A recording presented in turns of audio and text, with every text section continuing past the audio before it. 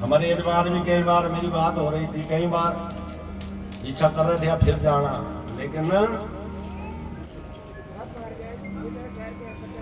अब तो जाना ही है, अब तो भागवत जो करवा दी। हाँ, अरे ये आप सोचे कि ऐसे ही चल जाए तो ऐसा अवसर ही नहीं मिलता।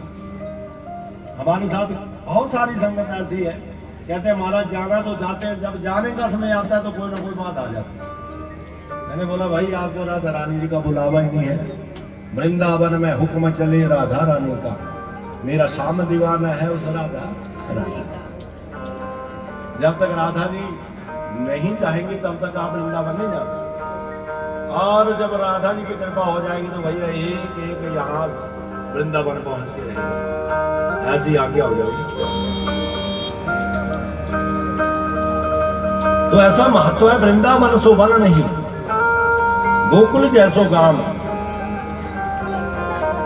कुंज गली सो गली नहीं, कृष्ण जैसो गाम।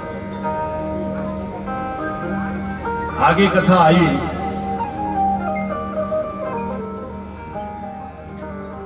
यदा दुर्वास सह शापात, हिस्सा था और राक्षसों का भी हिस्सा था, दोनों ने काम किया।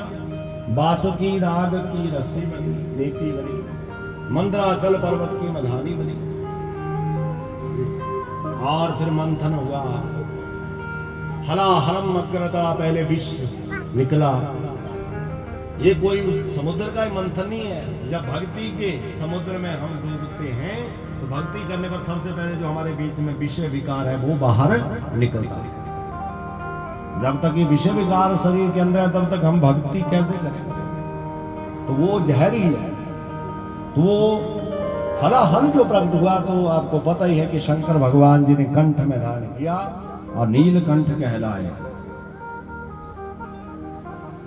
समुद्र मंथन से ऐरावत हाथी, उच्चे सर्वा घोड़ा,